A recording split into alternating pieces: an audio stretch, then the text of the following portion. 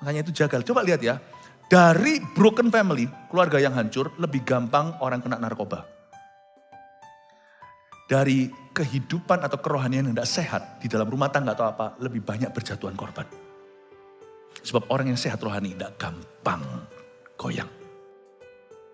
Dan kamu apa yang telah kamu dengar dari mulanya. Lanjut sekarang ayat 25. Dan inilah janji yang telah dijanjikannya sendiri pada kita, yaitu hidup yang kekal. Semua ini kutulis kepadamu, kata Yohanes. Yohanes sudah tua waktu nulis ini. Dia sudah kakek-kakek nih. Dia sudah usianya kira-kira 80-90. Semua ini kutulis kepadamu, yaitu mengenai orang-orang yang berusaha menyesatkan kamu. Zaman itu loh, 2000 tahun lalu sudah ada. Nothing new. Saya berdoa, GMS terus bertumbuh dan dewasa. Saya berdoa agar khotbah ini mendewasakan Anda. Buat apa sih Anda sukses? Pulang-pulang, anak Anda sekolah luar negeri atau luar kota, lalu pulang-pulang berkata, Mama, aku Mormon sekarang. Ya apa tuh? Mama, ya Tuhan menciptakan aku gay. Gimana tuh? Tiba-tiba pulang berkata, Mama aku saksi Yehova. Buat apalah sana sukses? Kalau anaknya binasa. Apa yang saya sampaikan ini for your good ya. Untuk mengajari. Kita enggak takut. For your good, bukan takut. Untuk kebaikanmu. Karena Anda harus tahu, Alkitab dengan jelas memperingatkan bahwa di akhir zaman akan timbul penyesatan. Penyesatan itu semua targetnya adalah anak-anak Tuhan. Sekulerisme akan terus berjalan, percayalah. Dan orang Kristen yang tidak aman sama Tuhannya, sama imannya. Dia akan coba untuk menjilat ke dunia dan mencoba untuk supaya dirinya diterima di dunia. Jadi sini enggan, situ enggan. Apa? Ada pepatah mati apa? Enggan, hidup enggak, enggan. Apa? Mati segan, hidup tak mau. Mau sungguh-sungguh, setengah-setengah. Mau sekuler sungguhan, tidak siap untuk meninggalkan gelar Kristen. Sana maunya apa? Zaman ini sekarang susah. Makanya Tuhan berkata yang fasik akan semakin fasik, yang benar akan semakin benar. Ini bukan ekstrim, tapi ikut Tuhan itu harus penuh hati. Percaya firman itu harus segenap. Karena banyak orang hendak mencuri. Bukankah dikatakan Alkitab, sebab kutuliskan kepadamu, yaitu mengenai orang-orang yang berusaha menyesatkan kamu, berarti ada orang-orang yang menargetkan anak-anak Anda. Sebab di dalam diri kamu tetap ada pengurapan. Haleluya, inilah. Sebab di dalam diri kamu tetap ada pengurapan yang telah kamu terima daripadanya. Kalau kita lahir baru, Roh Kudus itu sudah di dalam hati kita. Kita berbahasa lidah atau tidak, saya percaya baptisan Roh Kudus adalah berkat kedua setelah pertobatan. Tidak semua gereja percaya itu fine, gak apa-apa, fine thank you, it's okay. Tapi saya percaya itu berkat kedua.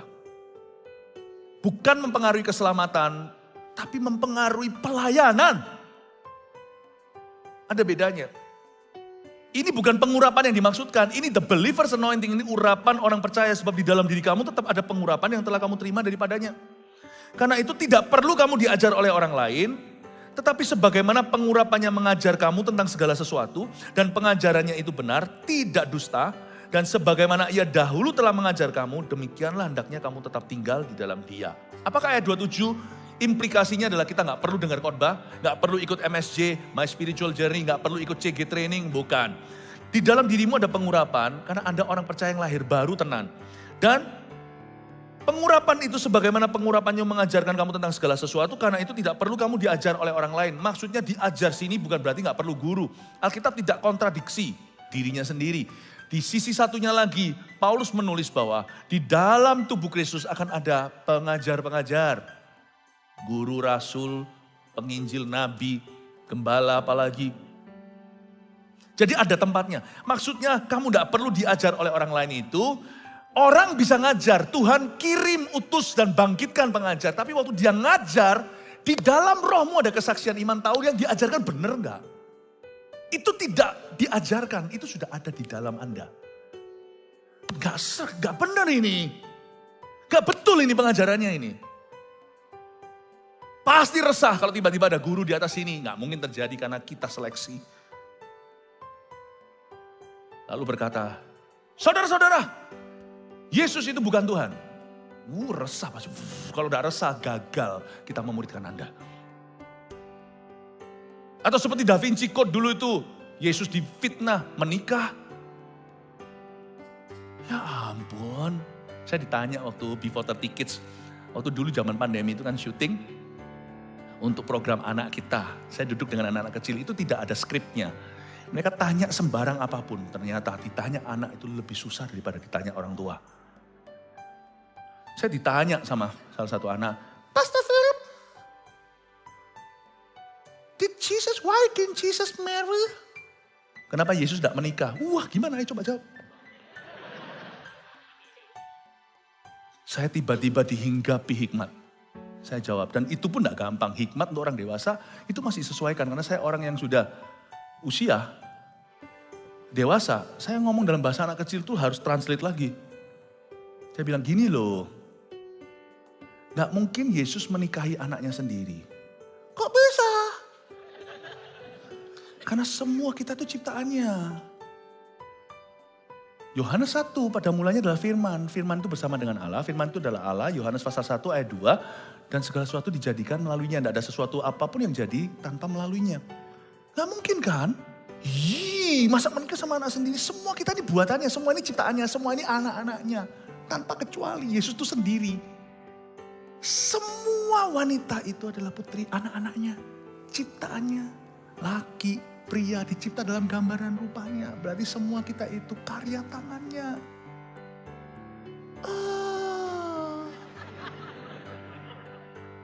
He is on his own. Father, Son, and the Holy Spirit. Bapa, Putra, Roh Kudus. Persekutuan sempurna. Tidak perlu orang lagi. Kita ini loh, papamu lonely kalau tidak ada mama. Ya kan? Mama lonely tidak ada papa. Yesus tidak lonely loh tanpa kita.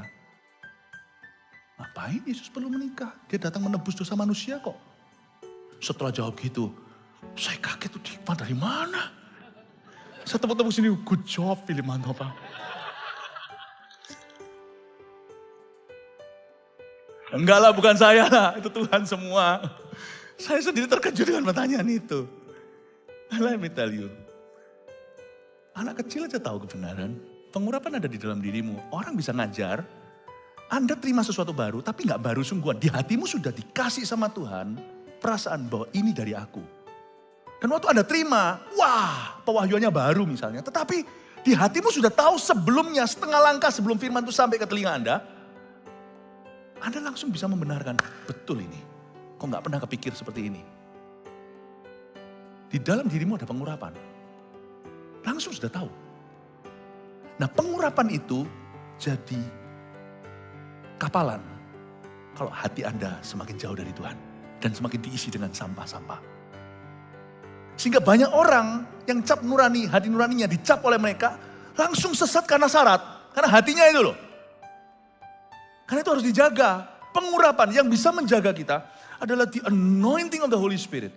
Karena ini bukan perang teori, ini perang rohani. Makanya itu jaga. Coba lihat ya. Dari broken family, keluarga yang hancur, lebih gampang orang kena narkoba. Dari kehidupan atau kerohanian yang tidak sehat, di dalam rumah tangga atau apa, lebih banyak berjatuhan korban. Sebab orang yang sehat rohani tidak gampang goyang. Setan itu licik, dia nggak langsung tawari Anda doktrin. Dia sikat hatimu dulu. Lalu setelah itu, nanti siap-siap. Kail terakhirnya. Senjata mutakhir. Lama-lama nanti Anda meragukan Yesus adalah Tuhan. Semua cuma dimulai dari hidupmu susah, dan Anda tidak temu jalan keluar, dan Anda tidak bisa melihat Tuhan, dan Anda menjauh dari Dia. Nanti tunggu 10 tahun lagi, dikeluarkan kail terakhirnya. Anda akan suatu hari mungkin bisa muncul di mulut, Jesus is not God. Kena jackpot, bullseye. Janganlah kau lugu terhadap tipu muslihat setan. Sebab di dalam dirimu ada pengurapan. Jaga itu. Yang ketiga, di dalam diri kita ada pengurapan Roh Kudus untuk mengajar dan menjaga kita. Haleluya. Jadi bukan kita yang jaga urapan itu, urapan yang jaga kita. Jadi kalau dia bekerja dalam hidupmu, biarkan. Dia tahu apa yang dia lakukan. Oke, 1, 2, 3 munculkan, ambil HP-nya silakan, tolong difoto. Masukkan pengorbannya juga gak apa-apa. Baik Pak. Iya, jangan lupa ya, roh antikristus hari ini kita belajar untuk kita tinggal di dalam pengajaran Tuhan. Kasih tepuk tangan untuk Roh Kudus. Saya bacakan pengakuan iman rasuli. Lalu setelah itu Anda akan membacanya dalam aba-aba saya. Saya minta gereja kita hari ini kembali diingatkan tentang pengakuan iman. Supaya kita berjaga-jaga di dalamnya sebab perjalanan kita masih panjang. Lebih baik kita salah perbuatan bukan berarti diperbolehkan daripada salah iman. Percayalah saya, salah berbuat masih ada koreksinya. Salah iman, siapa mengoreksimu? Semoga tidak ada seorang pun di sini yang akan jatuh korban. Sebab roh antikristus ada di mana-mana, ini belum apa-apa. Bukankah nanti di zaman antikristus ada satu jagoannya, namanya nabi palsu. Sekarang ini zamannya maling teriak maling. Yang teriakin orang, palsulah, sesatlah. Coba lihat, yang teriak itu siapa? Anda telusuri, gak kalah loh. Mungkin yang diteriakin bisa jadi salah, tidak ditutup-tutupi. Makanya kita harus hidup dalam kebenaran, karena hati-hati hari-hari ini. Tapi jangan-jangan yang teriaki maling adalah maling lebih gede.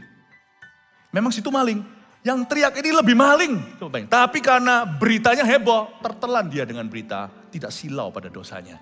Dia pakai dosa orang lain untuk mengalihkan perhatian betapa jahatnya dunia. Dan juga sosial media di tangan orang yang salah. Jangan ikut-ikutan. Jemaat ini sehat. Jemaat GMS gak ikut perang yang gitu. Ada peperangan yang asli kok di dalam hidupmu. Hidup di sekelilingmu itu loh. Perjuangkan dong. Orang di sekeliling Anda, damai sejahtera istri Anda loh, istri Anda sudah tidak pernah sungguh-sungguh Anda kasihi. Itu perang sesungguhnya. Perang itu kedaginganmu, gengsinya rasanya aku kok minta maaf dulu. Perang yang gitu. Gak usah ikut-ikutan yang gitu-gitulah. Jemaat GMS yang paling sehat, saya minta seluruh jemaat kita tidak perlu kepo-kepo, tidak perlu berdebat-berdebat. Semua kita bertumbuh dan berbuah, sudah cukup bagi kita. Haleluya, kasih tepuk tangan untuk Tuhan. Haleluya, pengakuan iman rasuli Kristen seperti ini rangkumannya. Simple saudara, aku percaya kepada Allah Bapa yang Maha Kuasa, Khalik langit dan bumi. Aku percaya kepada Yesus Kristus, anaknya yang tunggal Tuhan kita, yang dikandung daripada Roh Kudus, lahir dari anak darah Maria, yang menderita sengsara di bawah pemerintahan Pontius Pilatus, disalibkan, mati, dan dikuburkan turun ke dalam kerajaan maut. Pada hari yang ketiga, bangkit pula dari antara orang mati, yang naik ke sorga, duduk di sebelah kanan Allah, Bapa yang Maha Kuasa. Dari sana ia akan datang kelak untuk menghakimi orang yang hidup dan yang mati. Aku percaya kepada Roh Kudus, dan adanya satu gereja Kristen yang kudus dan am, persekutuan orang-orang kudus, pengampunan dosa, kebangkitan badan, dan hidup yang kekal. Katakan amin.